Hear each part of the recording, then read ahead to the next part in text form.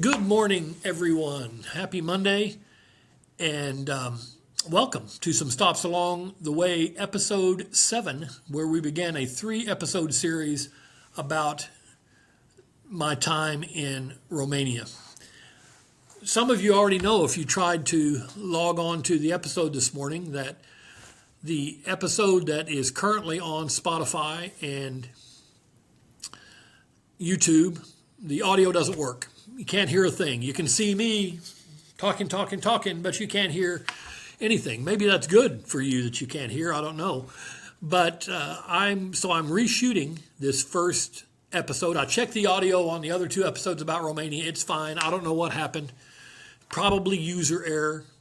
But I'm starting over in doing this first episode about Romania. As I said, it's a 3-part episode. You're going to want to catch every part. So tune in every Monday morning because it'll get interesting really fast. It's a fascinating country, and I think you'll really enjoy learning more about it.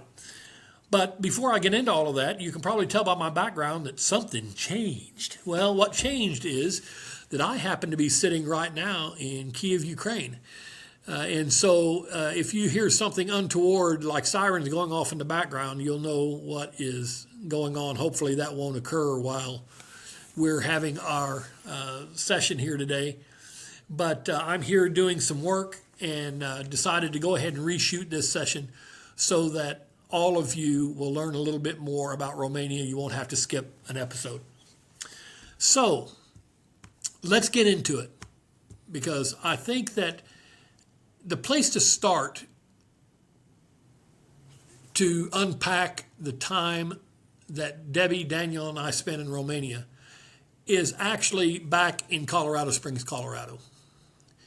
Because at the time that we made the decision to go to Romania, I was president and CEO of the Colorado Springs Chamber of Commerce. And it was an amazing time. Things were going very, very well. We were doing some wonderful things in the city. It was growing. It was just an amazing time in the city's history, and I'm so thankful that I got to be part of that. But that time was also a really challenging time for me, and I'll tell you why.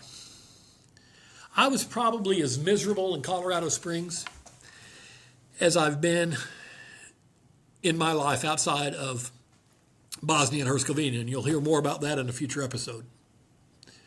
And the reason that I was so miserable is not because things were going wrong at work. Not because anything was wrong at home. I was miserable because I'd become the kind of person I didn't want to be.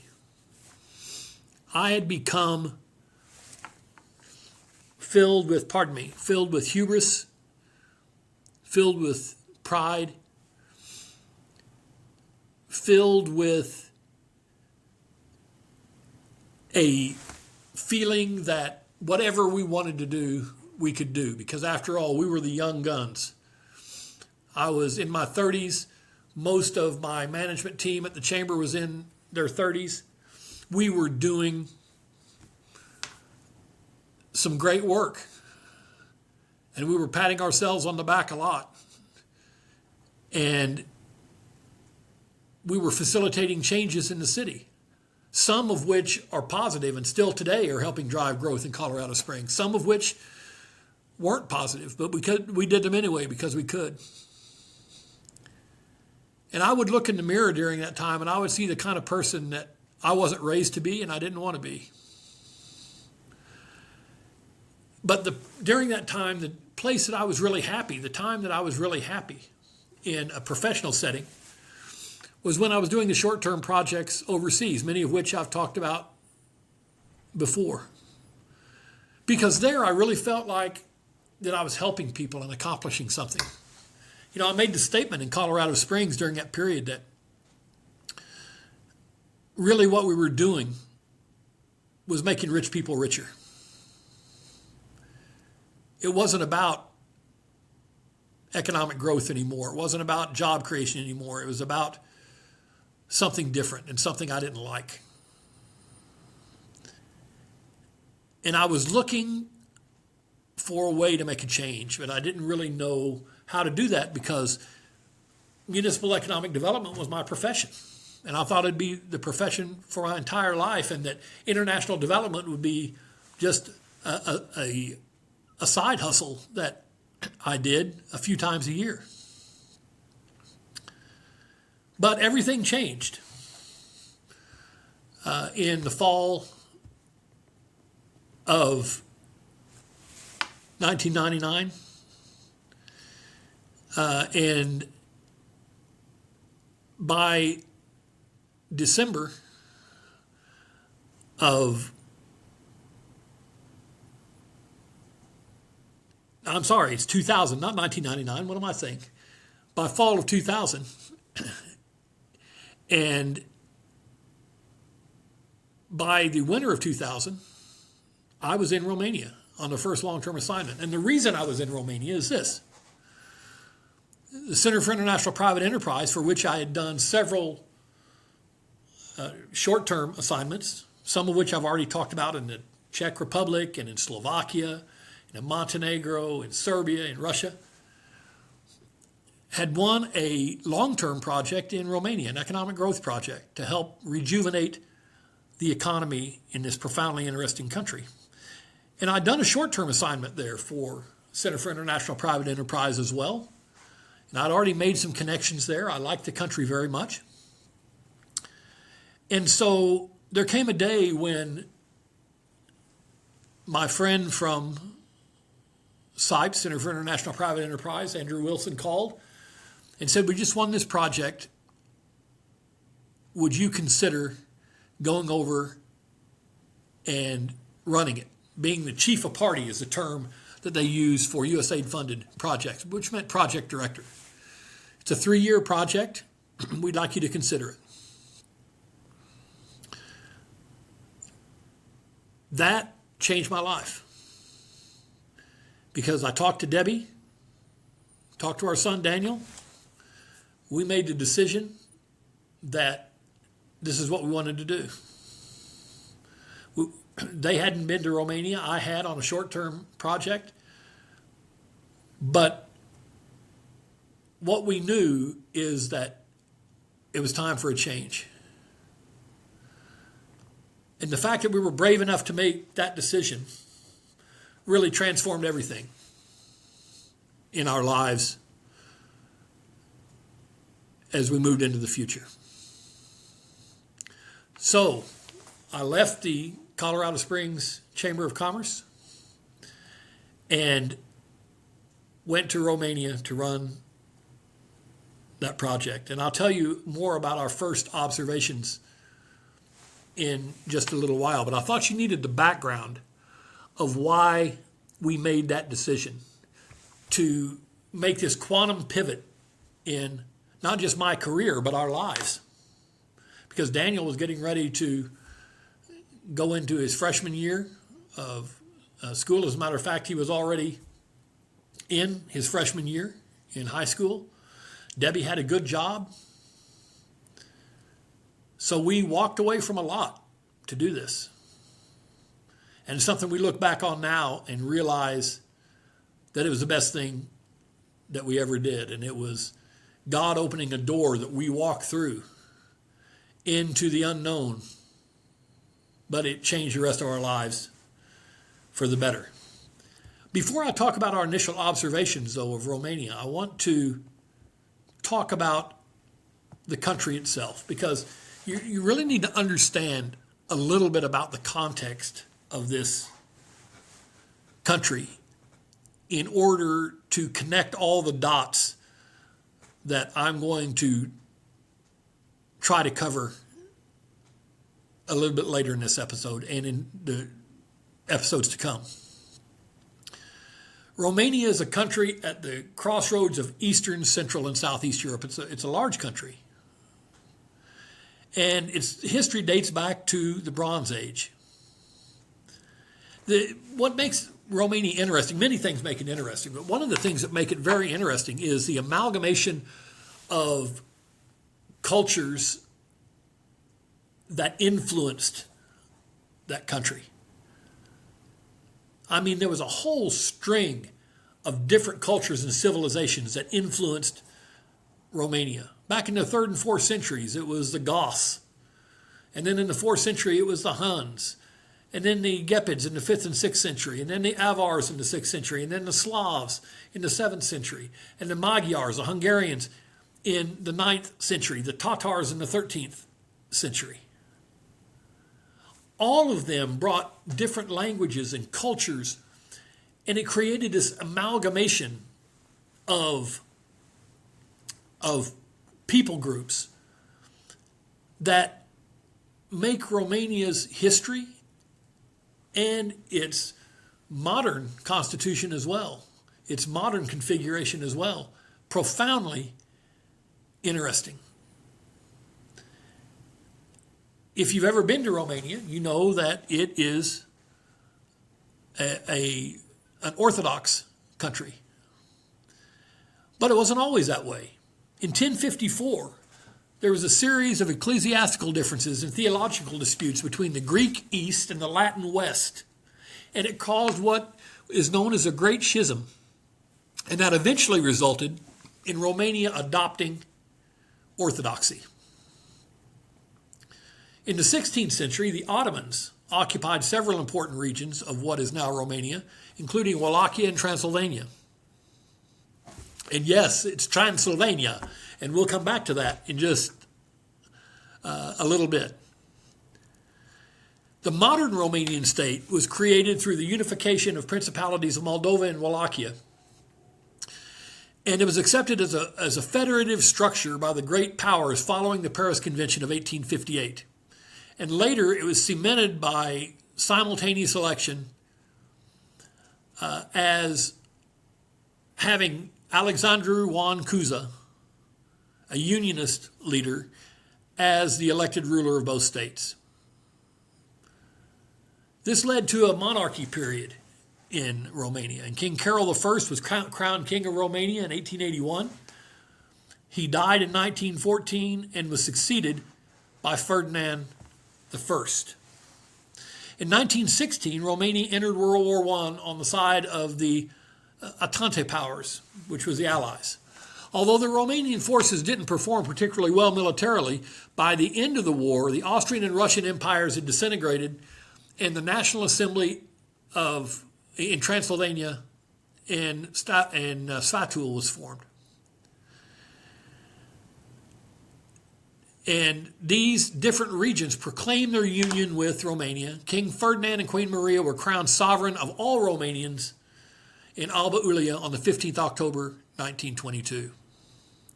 In World War II, the Romanians initially supported the Axis powers. But what's really interesting is what happened between that period, between 1922 and the advent of World War II, especially in 1944, when King Mihai I was forced to force the Germans supporting Ioan Antonescu from power and facilitated a shift to the Allies. So let's unpack that for a little bit. Between 1922 and the start of World War II, there are still Romanians to this day that talk about that as the golden age of Romania. Romania was a very cosmopolitan place. Bucharest was sometimes known as Little Paris. The economy was doing well. People were living well. There was art and culture. And this amalgamation of cultures over the period of history had brought together into this mosaic of a country that was really doing well and being successful. And then, of course, World War II happened. And Ioan Antonescu supported the Nazis. And for the first years of the war, they were Romania was heavily bombed by the Allied powers as they were friendly with both the Italians and the Nazis, the Germans. In 1944, when King Mihai I forced Antonescu from power and shifted to the Allies, then Romania was heavily bombed by the Axis powers. And so it really got it from both sides. And by the way, Ion Antonescu was tried, convicted, and executed for war crimes in 1946. In 1947, King Mihai I was forced to abdicate. And from then on until 1989, Romania became a socialist republic aligned with the Soviet Union. The crumbling of the monarchy in Romania profoundly changed the trajectory of that country. And even more so, the advent of the socialist regime and the alignment with the Soviet Union under the auspices of the USSR, the Eastern Bloc, if you will. This not only brought an end to the monarchy, this brought an end to any vestige of Romania's golden age. Years later, when I arrived in Romania, my team and other Romanians talked a lot about that period when Romania was a golden age. And I listened to that, and it was almost whimsical the way they would talk about it. Because at that time, the economy was very poor. They'd come out from under the communist regime, but the economy was very poor. And there were those in Romanian society at that time, especially the elderly, that thought they'd made a mistake in deposing Nicolae Ceausescu, who we'll talk about in a few moments. And they were pining for the old days when they didn't have much, but at least they had stability. And so when they talk about the golden age of Romania, I would always try to weave into my speeches that the golden age of Romania in the late 20s, the early 30s, up till World War II, was a magical period in the history of the country. But I would tell them, you haven't seen the golden age of Romania yet, because the golden age of Romania is ahead of you, not behind you. I really believed that as well, and it's proven to be true, by the way. But at that time, it was hard for them to see it. Maybe they thought that I didn't understand their situation as an American, or that I was overly optimistic. They would laugh and they would pat me on the back, but I could tell they weren't buying what I was selling. But the fact is that that statement turned out to be true. All that art, all that culture, that economic growth, you see that now in Romania, in music, in art, in theater. Their economy, as part of the European Union, is moving forward aggressively. Are there problems? Of course. But they've become a middle-income country. And a respected and powerful country in their region. But the jury was still out in those early days of the 21st century when I arrived in Romania. So how did they get there? Well, after World War II, as I said, King Mihai was forced to abdicate. The socialists took over, aligned with the Soviet Union, and sometime later, Nicolae Ceausescu rose to power. In fact, he rose to power in 1965, and he ruled until December 22nd, 1989, when he was deposed by a democratic revolution. Ceausescu was an interesting individual in many ways, because in the beginning, he was someone that was somewhat of a thorn for the Soviets because he was a little more liberal than the Soviets wanted to be. He supported press freedoms. He supported many ideals that the regime in Moscow did not support. But you know what they say, absolute power corrupts absolutely. And over time, he devolved into the kind of megalomaniac ruler that kind of defined the Eastern Bloc. And so we'll talk more about him in just a few moments. But in the context of the fall of communism throughout Eastern Europe in 1989, Romania got caught up in that. And a protest in support of Reform pastor Laszlo Tokes began in December 1989 in the west of Romania, in the city of Timișoara.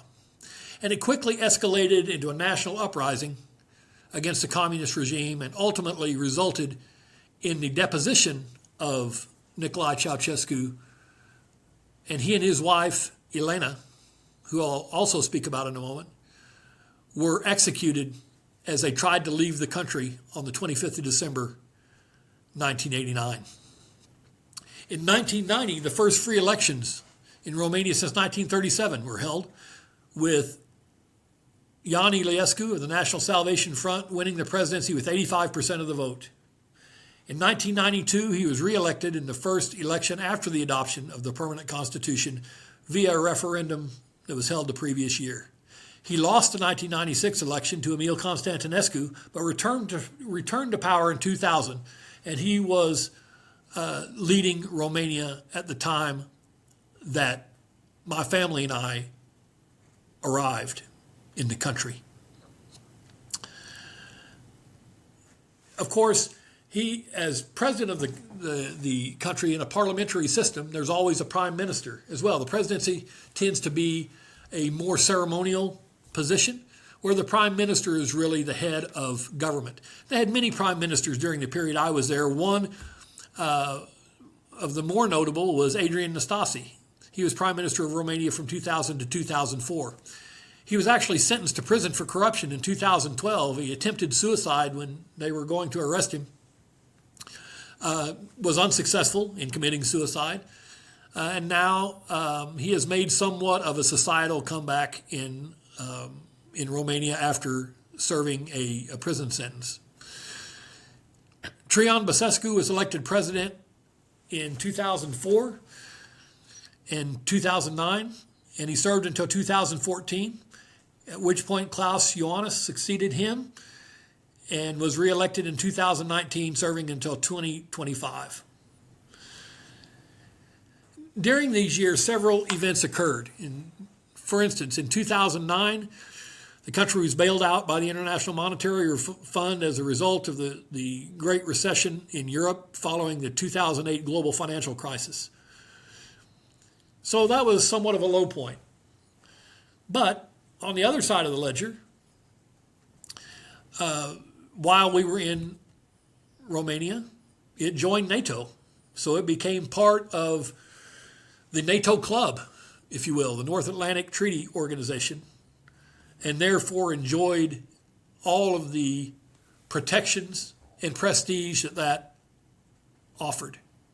And Romania entered the European Union on January 1st, 2007.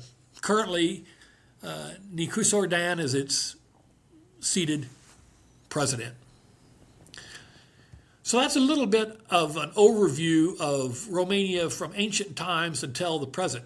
But I want to back up a little bit and talk about this character, Nicolae Ceausescu, and his wife, Elena. Ceausescu was born in 1918 in Scornicest, and was a member of the Romanian Communist Youth Movement. He was arrested in 1939, sentenced for conspiracy against social order, which was code for he ran afoul of the communist regime. And during that time, he spent most of World War II in prisons and internment camps. But he rose, after that period, he rose through the ranks of Gheorghe Dej's socialist government. And upon Gheorghe Dej's death in 1965, Ceausescu succeeded in becoming leader of the Romanian Communist Party as general secretary.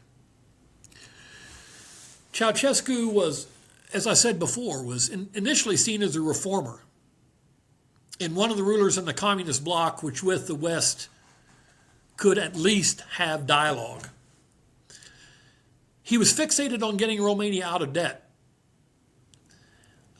And that, as laudable as that sounds, it ultimately caused problems because he sold off Romania's agriculture products, its petrol products. He sold off anything that he could to buy down this debt, which created an economic crisis. So initially, under his leadership, Romania was fairly stable, but the stability was brief. And his tolerance was brief because his government soon became totalitarian, came to be considered one of the most repressive in the Eastern Bloc. His secret police, the Securitate, was responsible for mass surveillance as well as severe repression and human rights abuses within the country. He controlled the media and the press. Ceausescu's attempts to implement policies that would lead to significant growth of the population led to a number of illegal abortions, an increased number of orphans in state institutions. Economic mismanagement due to failed oil ventures during the 1970s led to significant foreign debts, which, again, he tried to repay by selling off anything of value. He really developed a cult of personality and experienced unprecedented elevation, followed by the deterioration of foreign relations, even with the Soviet Union. His wife, Elena, if you talk to some Romanians, they would say that she was every bit as repressive as Nicolae Ceausescu, and in some ways, even more. I heard a joke when I was there that I will share with you. A Romanian told me this joke, so I can pass it on to you. If you were trapped on a desert island with Hitler, Mussolini, and Elena Ceausescu, and you had a pistol and 2 bullets, who would you shoot? And my Romanian friend casually said, obviously, you'd shoot Elena twice. They really didn't like Elena, and by just about any account, she was every bit as cruel and inhumane, or even more so than he was. I heard many stories about Elena Ceausescu while I was there. And at the end of their lives, just before their execution, as they were fleeing Bucharest, actually, it seemed that he was really out of touch with what was going on. Possibly he had dementia at the time, but he seemed to be very confused and out of touch, where Elena seemed to be very angry. And when they were stopped before they got out of Romania and put on a quick trial and were taken out to be executed on Christmas Day 1989, she was defiant to the end, screaming, threatening, right until they put her up against the wall and shot her, where Nicolae Ceausescu seemed to be somewhat calmer, very confused. And of course, they lost their lives together, and Romania entered a new day in its history, which has led with a lot of bumps in the road to where they are today. So that's a little bit about the history and about that iconic ruler of Romania. So what are some of the observations that we had when we left the United States long-term for the first time and went to Romania, where I led this economic growth project? Well, I would tell you this. the early days of that project, and quite frankly, the entire project and our time in Romania was made so much easier by the unbelievable people that we worked with and got to know. That started with our driver, Christian, and his beautiful wife, Magdalena, who became an amazing friend of ours. As a matter of fact, we're godparents to their daughter. I don't know what I would have done without Christy.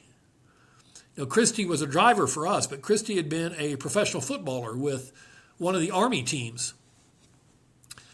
Quite a good soccer player, actually. When he was in the Army, that was his job, playing football.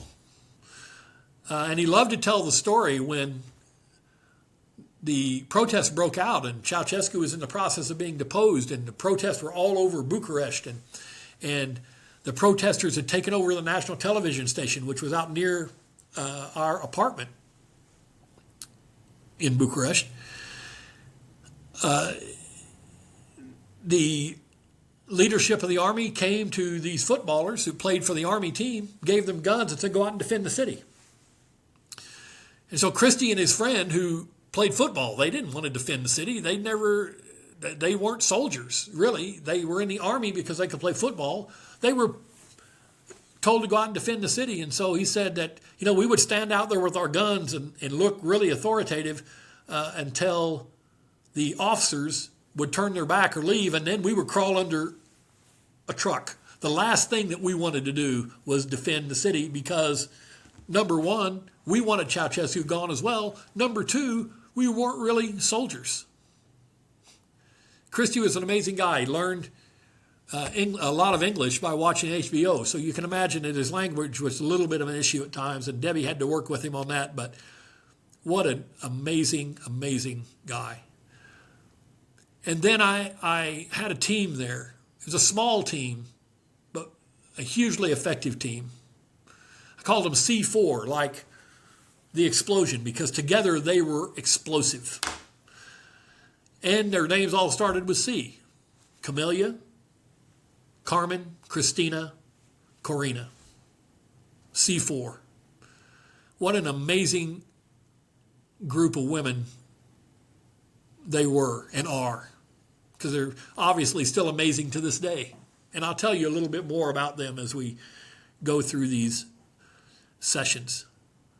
But they made our lives there and our work there so easy just because of how great they were.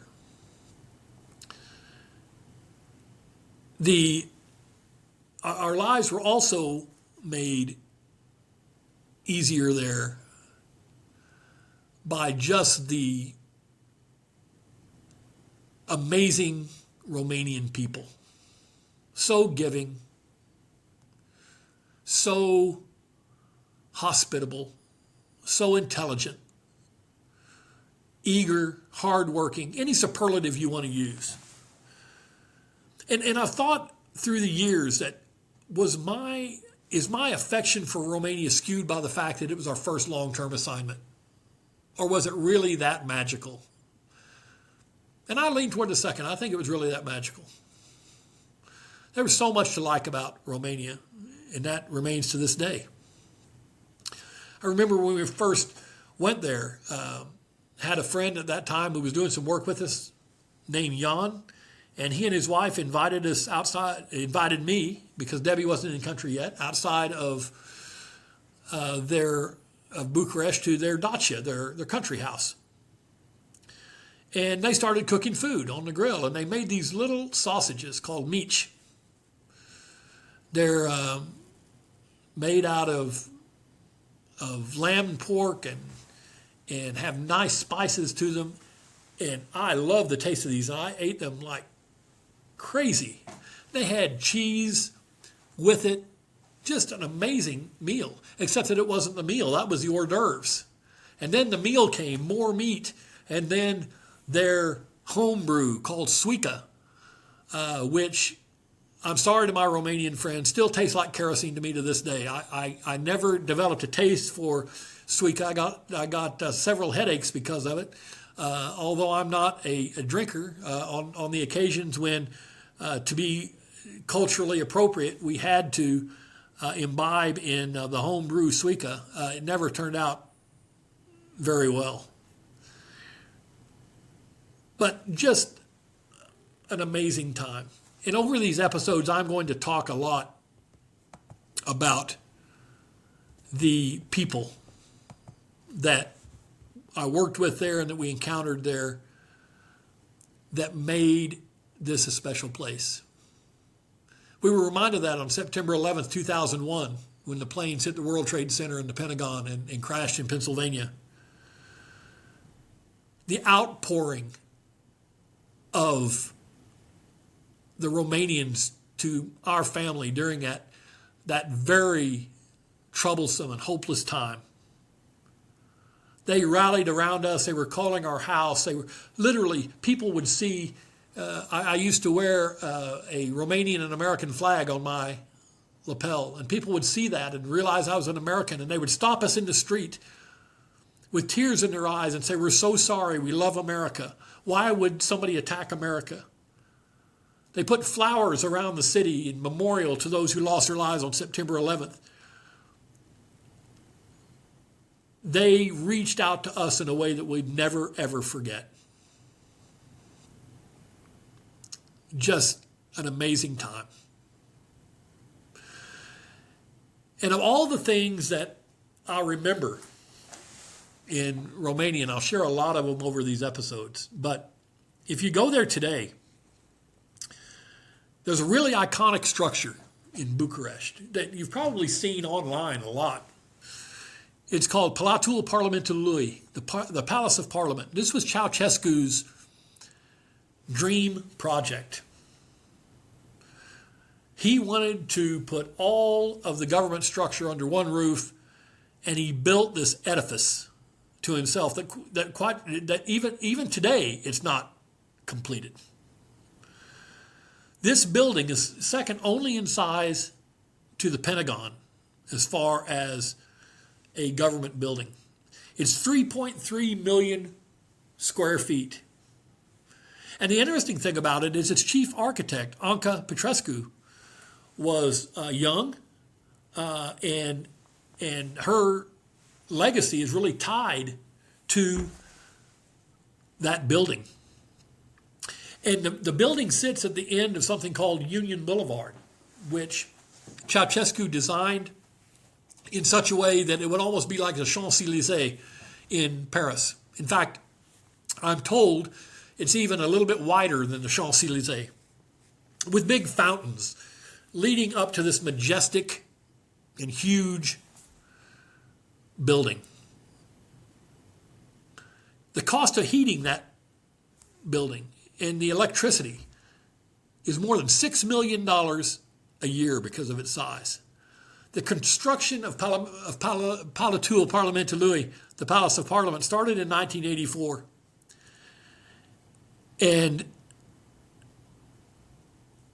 by the time that I arrived in Romania, only about 400 out of its planned 1,100 rooms were finished and being used. More than 40,000 people were relocated to make way for the building,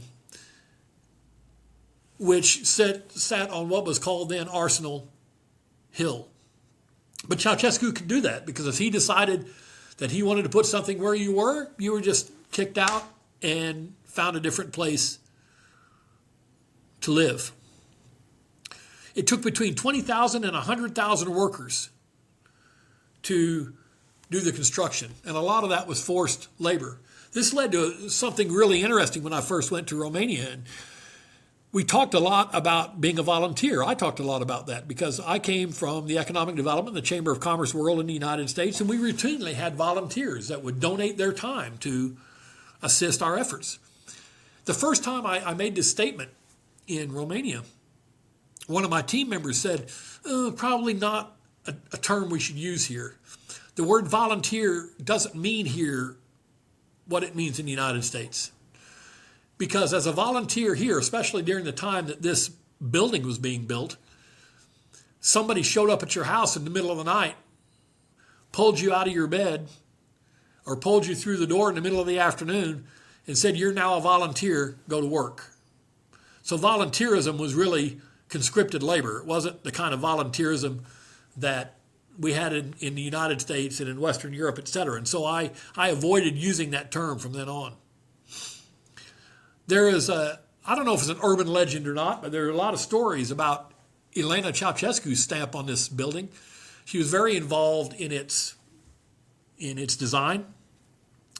And if you go there today, there's a grand staircase as you walk into the building, this huge foyer, and at the center of this foyer is this massive staircase.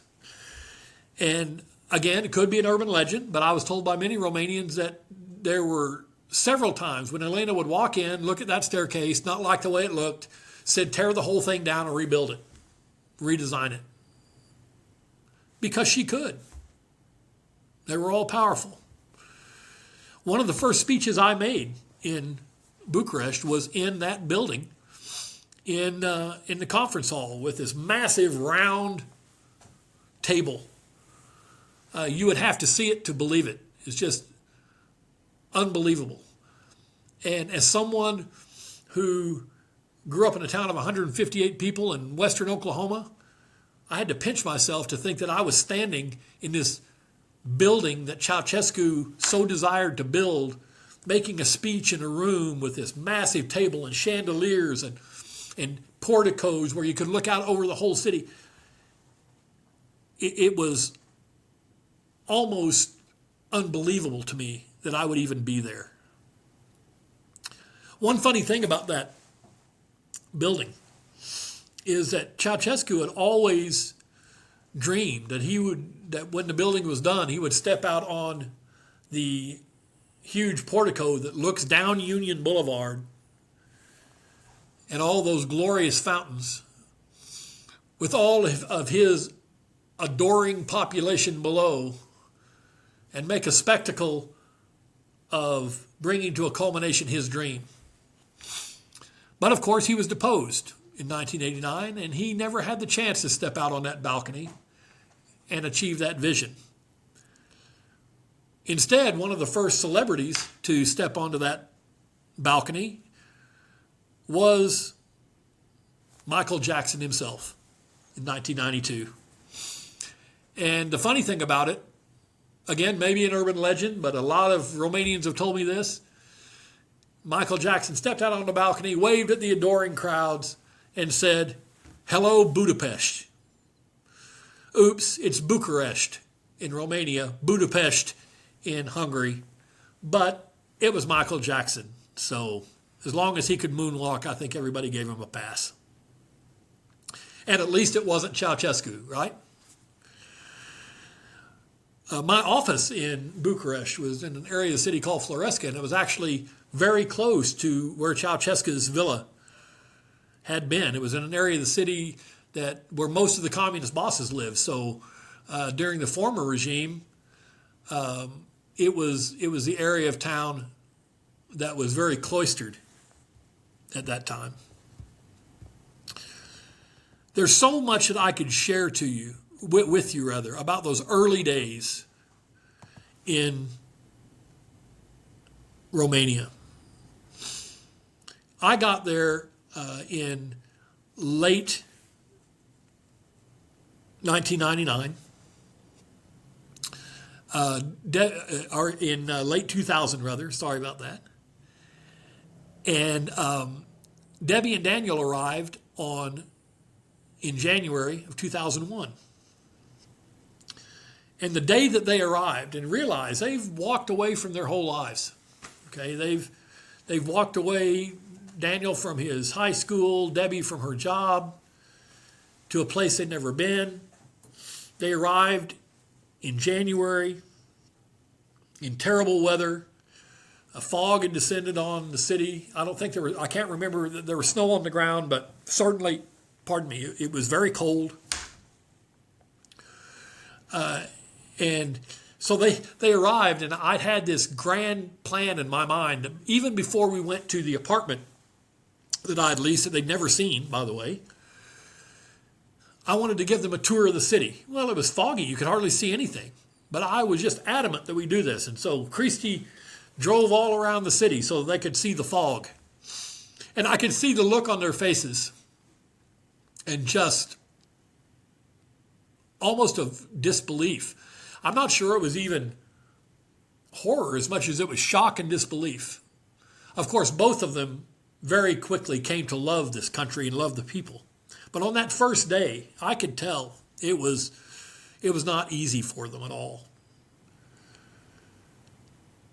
But they got into a routine. Daniel found a great school there in Bucharest Christian Academy, which still exists to this day. He really liked everything about that school except their basketball team. It was an international school, and most of the kids had never played basketball before, so they routinely got beat in basketball badly, by the way. As a matter of fact, I remember in one tournament in Budapest, Hungary, where our team from Daniel's school in Bucharest went to play, they were getting trounced by a team from Moscow that had a young man on it that could have easily played Division I NCAA basketball in the United States. He was an American. His parents lived in Moscow. And he was just running up and down the floor. And I remember Daniel calling timeout, getting the whole team around him, because Daniel was a good basketball player and he's very competitive. And he gets a whole team around him during the timeout and says, "Is anybody going to guard anybody on this other team at any point in time during this game, or are we just going to watch them run up and down the floor and make layups?" So he didn't like the basketball team, but he loved the school, he loved the people. And likewise, Debbie and I grew to love not just the Romanian people, but we had a strong group of expatriates there that were friends of ours as well. But as I wind down this first episode, I just want to say that those of you who have not lived overseas long term, traveling overseas is one thing. You see elements of history and culture, and you meet people that are interesting. But when you live overseas on a daily basis in a country, you really have a much different experience. And one of the things we always caution new people when they came to a country, and we did this in Romania as well, is don't just hang around with Americans and expats all the time. Make friends in the country. Understand the culture. Learn the language. Debbie learned Romanian. I didn't, because I have difficulty learning languages and I was lazy. But poor Carmen tried to teach me Romanian every way that she could, just didn't take. But we learned to love Romanians because we were with Romanians. We learned about their history. We learned about their culture. We learned about their politics. They were with us in the lowest points that we had there and the highest points. And we were the same way with them. And we still have amazing friends to this day. They got to know us so well and our personalities and how we did things. I will never forget that a time when I was in Afghanistan by that time, and I was going to a conference in Istanbul where my former team members, Carmen and Camelia, were going to be at the same conference. And flew into Istanbul from Dubai after leaving Afghanistan and had a little bit of an issue at the airport. I did something that I should not have done and I've never done again. And I got into a little bit of a dispute with the immigration officer about a visa. And he actually left his booth and came around, and we had a face-to-face conversation about my rudeness, which I deserved. And quite frankly, I would have deserved it if he had decided to lock me up for a day or two. But his boss intervened and it was okay, but it cost us some time. So we got to the hotel late. And we walked in the hotel, and I'm with my deputy from Afghanistan at the time, Tim Bisbee. And there's Carmen and Camellia. And they've been waiting on us, wondering where we were, because they had heard that we were at the airport. And so we walk in, and Camellia says to Tim, "Where have you all been?" And Tim said, "Well, we had a little bit of an issue at the airport." And Carmen looks over her glasses at me, looks right at me and says, "What did you do?" And everyone just started laughing hysterically because she knew me so well. She knew that when I was really locked and focused on something, I was like a dog with a bone. I wasn't going to give it up, and that I'd probably said the wrong thing to somebody. And so that statement, she knew me so well.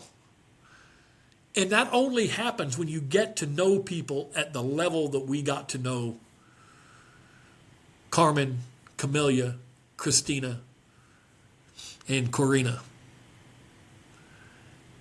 And as I said, to this day, we're still great friends.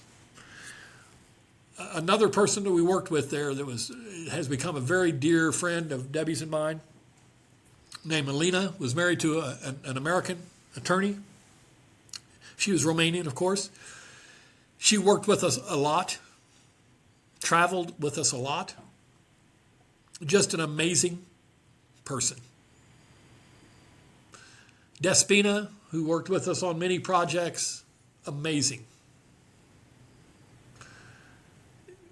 Just a time in our life that we needed that. It was healing for us to be there.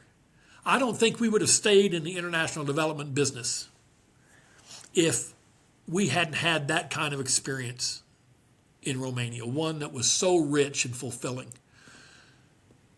It prepared me for the next assignment, long-term assignment that I had, which was in Afghanistan. And of course, we've got episodes coming up about Afghanistan as well. But those years in Romania were the calm before the storm. And it is reflected that way in my memoir, Some Stops Along the Way, which a shameless plug is available on Amazon. If you haven't got your copy, I hope you will, because it's a companion to this podcast. But it's reflected that way, not because of nostalgia, because it was our first long-term assignment, as I said before, but because it really was and really is that fantastic. And you're going to learn more about it in future episodes. So if you're interested in hearing about some people who are absolutely amazing, culture, food, history, you name it, join us for the next 2 episodes of Some Stops Along the Way, which will focus on our time in Romania. Until then, have a blessed day, and we will see you next time on Some Stops Along the Way podcast.